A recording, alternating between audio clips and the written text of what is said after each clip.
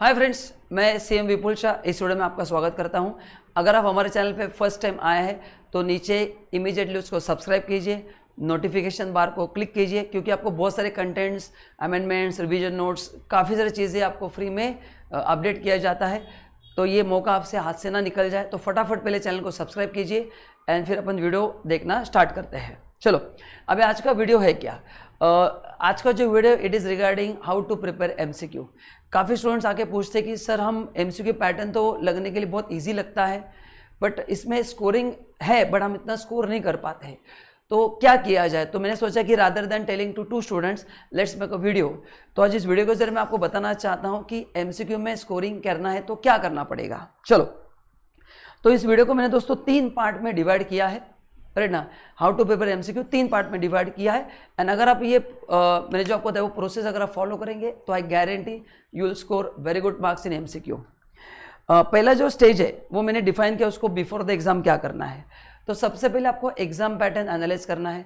For example, आपका paper पूरा theoretical है या न्यूमेरिकल्स वाला है या partial theory and partial numerical है, ये आपको पहले आइडेंटिफाई करना पड़ेगा, करेक्ट ना। सो थेरोटिकल अगर है तो थोड़ा सॉल्विंग करना ईजी हो जाता है, लेकिन अगर न्यूमेरिकल्स उसमें आते हैं so then you need to focus more on concept. ऐसे नहीं कि थेरी में कॉन्सेप्ट इंपॉर्टेंट नहीं है, कॉन्सेप्ट तो हर जगह पे इंपॉर्टेंट है, बट न्यूमेरिकल्स है तो फिर थोड़ा और आपको ज़्यादा ध्यान देना पड़ता है, क्योंकि उसमें बहुत सारे कैलकुलेशंस इन्वॉल्व करने पड़ते हैं, ठीक है। तो न्यूमेरिकल्स करने के लिए अगर आप शॉर्टकट तरीके ढूंढ सकते हैं, क्योंकि एमसीक्यू में समय बहुत कम रहता है। सो अगर आपके कोई शॉर्टकट तरीके हैं, मैं आपको बताऊंगा कैसे आप कर सकते हैं, वो आपको फायदे करेंगे। तो पहले एग्जाम पैटर्न एनालाइज करो कि किस प्रकार के क्वेश्चंस आते हैं। देन सेकंड सबसे बड़ा चैलेंज है कि कितने एमसीक्यू सॉल्व करने चाहिए। काफ़ी बार मैंने देखा है स्टूडेंट बोलते हैं कि सर मैंने 7000 एमसीक्यू सॉल्व किए, मैंने 5000 सॉल्व किए। दोस्तों, if you ask me, number of MCQ इतने इंपॉर्टेंट नहीं है। मैं ऐसे नहीं बोला कि इसका मतलब 100 सॉल्व करना है। Right quantity of MCQ is important. So I have seen in many books it is written कि 5000 एमसीक्यू, 7000 एमसीक्यू। डेफिनेटली वो कितने फायदे के हैं depends on the quality of the MCQ. हाँ, अगर मैंने भी मेरे बुक में सिंपल एमसीक्यू बना दिए तो मैं 2000 बनूंगा। मैं एक चैप्टर पे 500 एमसीक्यू आपको बना के देता हूँ, बट उसका यूज नहीं होगा। So it's not about number, it's about the quality of the MCQs, correct ना। तो उसमें अगर सब सिंपल एमसीक्यू है, so like this even if you study 5000 MCQ you won't be able to clear, correct ना। तो don't focus on quantity of MCQ. वो MCQ आप ऐसे पढ़ाई करो कि आपके नोट्स में से सभी कॉन्सेप्ट क्लियर होने चाहिए। हाँ, वो इंपॉर्टेंट है, सभी कॉन्सेप्ट क्लियर होने चाहिए। और अगर वो न्यूमेरिकल वाला है तो उसमें उतने न्यूमेरिकल्स होने चाहिए, थेरी है तो उतने थेरी होने चाहिए। अगर ये नहीं हो रहा है तो it's only for increase in the number, it won't increase my marks, correct ना। तो अपने को नंबर ऑफ एमसीक्यू से ज़्यादा उसका क्वालिटी पे आप ध्यान दो कि कितना कवरेज बराबर हुआ है कि नहीं। वो अगर है तो फिर एनी नंबर इज गुड। फिर 5000 भी पढ़ो तो अच्छी बात है, कोई प्रॉब्लम नहीं है। सो मैं नंबर के अगेंस्ट नहीं हूँ, बस कंटेंट इंपॉर्टेंट है। देन अभी सबसे इंपॉर्टेंट स्टेप, जब भी आप एमसीक्यू पढ़ रहे हैं, इंपॉर्टेंट एमसीक्यू हाईलाइट करके रखो। इंपॉर्टेंट मतलब जो आपको लगता है कि ट्रिकी था, डिफिकल्ट था, क्योंकि लेट से आपने 3000 एमसीक्यू पढ़ाई की है ना। लेट से मैंने मेरे सब्जेक्ट में आपको 3000 एमसीक्यूज दिए। अभी एग्जाम के एक दिन पहले 3000 एमसीक्यू पढ़ना किसी के लिए पॉसिबल नहीं है। तो उस 3000 में से आपको 500 एमसीक्यूज सॉर्ट आउट करके रखने हैं कि these are the premium MCQs जो मेरे को डिफिकल्ट लगे।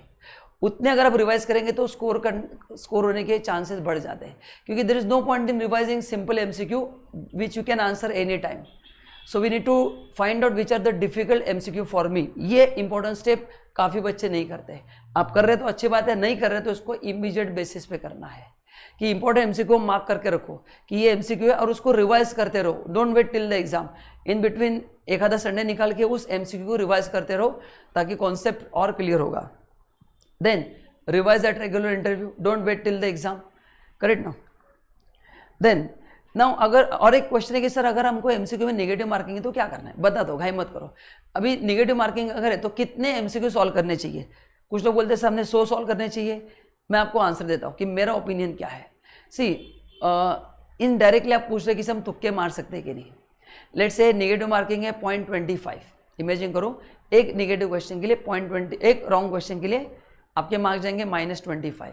तो अभी ये कैसे अटेम्प्ट करना है, तुक्के कितने मारना है। अगर आप ये डायरेक्टली पूछ रहे तो मैं इनडायरेक्टली उसका आंसर दे रहा हूँ, ध्यान से सुनिए। इमेजिन करो 100 में से आपके 60 क्वेश्चन आपको लगता है कि एकदम परफेक्ट है। इमेजिन करो एग्जाम्पल, तो 60 में से आप एज्यूम करो कि और 10 गलत है तो 50 मार्क आपको आ गए, है ना, बचे 40 क्वेश्चन, तो 40 के 40 भी रॉन्ग हो गए तो 1 का 1/4 गया, तो 10 मार्क कम होके आपके खाली मार्क्स 40 ही आ जाएंगे। फिर कितने आ जाएंगे? 40।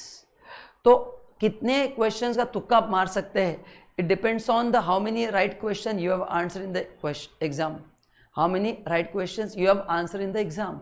तो अगर राइट क्वेश्चंस अगर आपने आंसर ज़्यादा की है तो तुक्का आप ज़्यादा मार सकते हैं। लेकिन आपको लगता है कि नहीं मेरे राइट क्वेश्चंस खाली 45 ही है, मतलब इमेजिन करो उसमें से 10 मार्क कम करना है, आपको 35 ही आने वाले हैं, तो बचे हुए जो 50 है उसमें आप ज़्यादा चांस नहीं ले सकते, इतना ही चांस लो कि आप 50-60 तक पहुँच जाओ।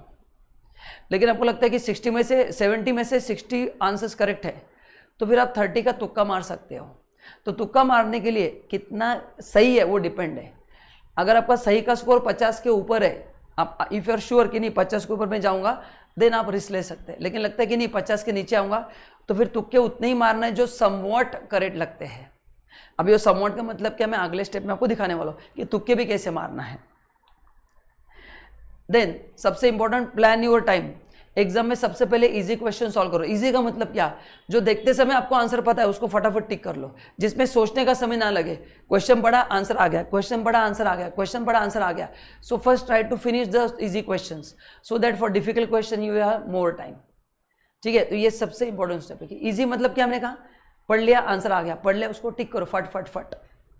नाउ अभी ड्यूरिंग द एग्जाम क्या करना है, पहला attempt easy question first, then remove unnecessary option. कभी कोई एग्जाम में आपको लगता है कि वेग ऑप्शन दे, उसको हटा दो, एक्सट्रीम ऑप्शन को हटा दो। जैसे मैंने आपको एग्जांपल दिया है कि आपको आंसर दे दिया A B C D 10 20 30 and 140, तो अगर आपको तुक्के मारना ही है तो 140 को आप हटा दो, क्योंकि रिसर्च प्रूफ किया है कि ऐसे एक्सट्रीम आंसर्स कभी आंसर नहीं होते। करेक्ट, अगर मैं एक रिसर्च के बेसिस पे बता रहा हूँ, तो this happens in majority of cases. आप गूगल पे रिसर्च कर सकते हैं, you will get this data. So मैं जो भी बोल रहा हूँ ये ऑथेंटिक रिसर्च के बाद ही मैं बोल रहा हूँ, मैंने रिसर्च नहीं किया है, बट जो रिसर्च हुआ है उस बेसिस पे मैं बात कर रहा हूँ। उसके बाद देन तो ऐसे एक्सट्रीम ऑप्शन को हटाना है। देन अगर आपको 4 ऑप्शंस दिए, option A B C D, तो research has prove that maximum chances answer के B होते हैं या तो C होते हैं। तो अगर आपको नहीं आ रहा है, जो लोग बोले कि हमको तुक्के मारना है, रिस्क लेना ही है, तो मैं आपको बता रहा हूँ कि सोच समझ कर रिस्क लेना है। और ये तो कितने तुक्के मारना है depends on right questions you have answered. तो ये आपको ध्यान में रखना है कि एक्सट्रीम ऑप्शन हटा दो, अननेसेसरी ऑप्शन एलिमिनेट कर दो, एंड 4 ऑप्शन दिए तो maximum B and C answer होने के चांसेस, B ज़्यादा उसके बाद C, this is the maximum possibility. ना अगर कोई न्यूमेरिकल आता है उसको कैसे सॉल्व करें, आपको लगता है कि क्वेश्चन मार्क के डिफिकल्ट जा रहा है, तो क्या करना है, जो आंसर्स है उसको उल्टा फॉर्मूला डाके आप वैलिडेट करो कि वो क्वेश्चन के साथ मैच कर रहा है कि नहीं कर रहा है। करेक्ट ना। सो रादर दैट अगर आपको लगता है कि नहीं आ रहा है, डिफिकल्ट है, सो जो आंसर्स दिए है वो ऑप्शन आप उसमें डालो। आपको जो लगता है कि ये 2 आंसर आ सकते हैं, जैसे B एंड C मैंने कहा, उसको ऊपर डाल के फॉर्मूला में क्रॉस चेक वेरीफाई करो उल्टा करके, एंड अगर वो आंसर आ गया तो आपको आने के चांसेस ज़्यादा है। तो ये एक तरीका है फॉर सॉल्विंग प्रैक्टिकल क्वेश्चन कि आप आंसर से क्वेश्चन की तरफ जाओ rather than question to answer, अगर आपको डिफिकल्ट लग रहा है तो। ठीक है, एंड इतना अगर आप सब करेंगे तो आई गारंटी यू कि आपका स्कोर डेफिनेटली बढ़ जाएगा। तो अगर आपको वीडियो पसंद आए तो नीचे लिखिए कमेंट में कि हमको वीडियो पसंद आए, एंड कुछ भी क्वेश्चन है तो आप कमेंट करिए regarding MCQ, I will be happy to answer. And if you want video on any other topic please let me know, आगे वीडियो में उसको मैं कोशिश करने की कवर करूंगा। And thank you so much, and please हमारा चैनल सब्सक्राइब करना मत भूलिए ताकि आपको ऐसे बहुत सारे फ्री में कंटेंट मिलते रहेंगे। Thank you and bye bye.